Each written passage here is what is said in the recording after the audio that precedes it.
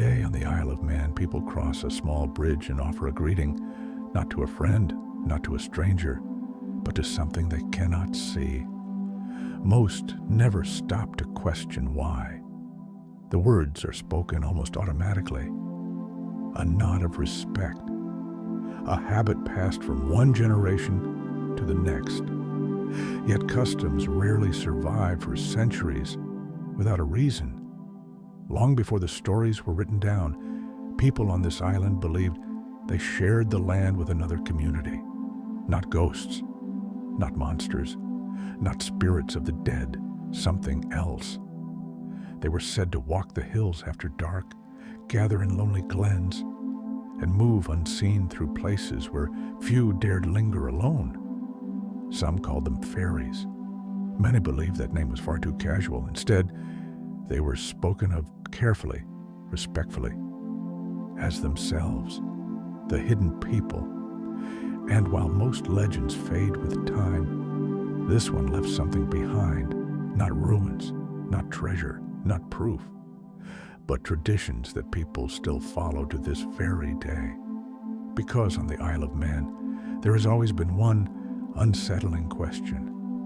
What if the hidden people never left? What if they were never gone at all? The hidden people, known in Manx as Mooinjer Veggey, occupy a unique place in the folklore of the Isle of Mann. Unlike many supernatural beings found throughout Britain and Ireland, they were not viewed simply as characters in stories. For generations, people spoke about them as though they were a genuine part of the landscape, an unseen community existing alongside ordinary life. The belief was so deeply rooted that many avoided using the word fairy altogether. To some, the word felt disrespectful, too familiar, too dismissive. Instead, they referred to them as themselves, a title that carried caution as much as respect. Descriptions of the hidden people varied from one tale to another. Some accounts described them as small in stature. Others claimed they appeared no different from ordinary men and women. Some said they could move unseen. Others believed they simply chose when they wished to be seen. Yet, despite these differences, one detail remained remarkably consistent. The hidden people were believed to share the island with humanity, not in another world, not in a distant kingdom, but here, beneath the hills, within ancient mounds, inside lonely valleys and hidden places where few people ventured alone. Many of the island's older sites became linked with the hidden people. Ancient earthworks, burial mounds, remote hillsides, places where the landscape seemed older than memory. Some believed these locations concealed entrances to the hidden people's realm. Others claimed they were gathering places where the boundary between worlds became thin. Whether anyone truly believed such stories hardly mattered. The warnings remained. Do not disturb certain places. Do not damage certain hills. Do not linger where you are not welcome, because some places belong to them. One of the most common stories surrounding the hidden people involved music. Not music from a nearby house, not music carried by the wind, but music appearing where no musicians should have been. Travelers crossing remote parts of the island spoke of hearing distant singing, violins drifting across empty hillsides, laughter echoing through the darkness. The sounds often seemed inviting, warm, joyful, almost impossible to ignore. And yet, the warning passed down through generations was always the same. Never follow the music. Those who chased the sound often discovered that it moved further away with every step. Others claimed it vanished completely the moment they reached its source. In some stories, those who followed it became hopelessly lost, unable to explain where they had been or how they found their way home. The music itself became a warning, a reminder that curiosity could sometimes lead people into places they were never meant to enter. Perhaps the strangest tales connected to the hidden people involved time. Many cultures possess stories of missing hours or missing days. The Isle of Man was no exception.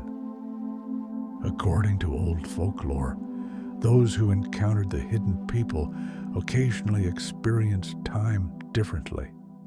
A traveler might stop to investigate distant lights. A farmer might hear voices from an empty hillside. Someone might witness what appeared to be a gathering hidden among the hills. What felt like moments could pass in an instant. Yet, upon returning home, they would discover that hours had vanished. In some stories, days had passed. In others, entire years. Friends had grown old. Families had moved on. The world had changed while the witness remained untouched. Whether these stories were intended as warnings or simply reflections of older beliefs, they reveal something important. The hidden people were never portrayed as harmless fantasy. They represented forces beyond ordinary understanding, and encounters with them rarely ended exactly as expected. Despite their mysterious nature, the hidden people were not considered purely evil. Many stories describe them rewarding kindness, offering assistance, protecting livestock, bringing unexpected good fortune. Acts of respect were often believed to earn their favor. Food might be left out. Greetings might be offered. Certain customs might be observed, not because people feared punishment, but because respect was thought to maintain harmony. Yet folklore also contains plenty of warnings. Mockery was said to invite consequences. Disrespect could bring misfortune. Tools might disappear. Animals might become sick. Accidents might occur without explanation. Whether coincidence or superstition, many preferred not to take the risk. In the world of folklore, caution often seemed wiser than certainty. Among the stranger stories are accounts of phantom hunts crossing the countryside after dark. Witnesses spoke of hearing galloping horses in the distance, the barking of hounds, the sound of hunting horns echoing across the hills. Everything suggested a hunting party approaching at speed. Yet, when people looked, the roads remained empty. The fields stood silent. No riders appeared. No hounds emerged. Only the sounds continued, moving across the landscape before eventually fading into the night. Some believed these spectral hunts belonged to the hidden people. Others offered different explanations. Whatever the truth, the stories became part of the island's rich tapestry of folklore. Another tradition survives to this day. Many visitors to the Isle of Man quickly learn that some people still offer greetings when crossing bridges associated with the fairies. A simple hello, a polite acknowledgement. Nothing dramatic, nothing elaborate. Yet traditions do not survive for generations without meaning something to those who keep them alive. Some people follow the custom for fun, others do so out of habit, and a few quietly admit that they would rather not risk offending anyone who might be listening. Perhaps that is one reason the hidden people remain so fascinating. Unlike many legends, they never truly disappeared. The stories evolved, the beliefs changed, the island modernized, yet traces of the old traditions remained, passed from parents to children, shared between friends, repeated by people who may not even remember where the custom began. Even in more recent times, reports continue to surface, figures glimpsed on remote hillsides, voices heard where nobody is present, strange lights moving through mist, moments where people feel watched despite being completely alone. Most have ordinary explanations. Some remain unexplained. yet all contribute to the enduring mystery, because folklore survives for a reason. Stories that hold no meaning are eventually forgotten. Stories that continue to resonate are passed on, generation after generation. The hidden people left behind no castles, no written records, no undeniable proof of their existence. Yet they remain woven into the identity of the Isle of Man, into its customs, its warnings, its traditions. And perhaps that is what makes them so different from other legends. Nobody can point to the moment they arrived, and nobody can point to the moment they left. The stories simply continue, waiting in the hills, waiting in the glens, waiting in the spaces between certainty and belief.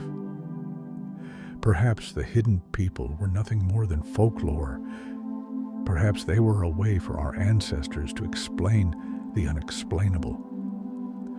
Or perhaps there is another reason these stories endured for so long, a reason hidden beneath the surface of the island itself. Whatever the truth may be, one thing remains certain. The hidden people of Mann were never remembered as strangers. They were remembered as neighbors, seen only rarely, understood even less, but always present. And if the old stories are true, perhaps they still are.